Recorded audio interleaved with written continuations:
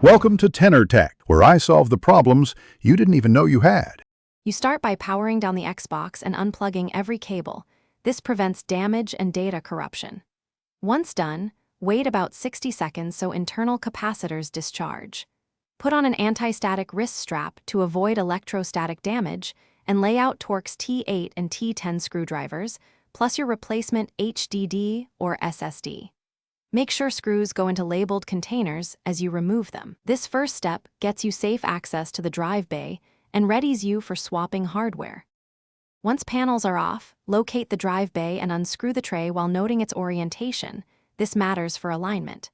Carefully slide the tray out and disconnect the SATA and power connectors.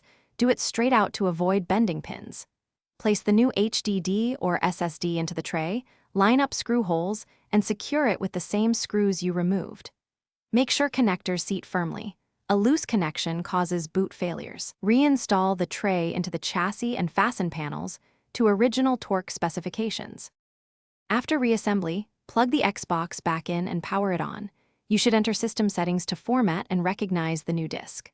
Follow prompts to set storage as internal or external and migrate games if needed, because the console needs to index content for performance. If the console shows errors or fails to boot, power off and reseat the SATA/power connectors, then test with the original drive to isolate the issue. If problems persist, verify drive compatibility and firmware. Those are the most common culprits. Thanks for watching. Subscribe to keep your life in tune.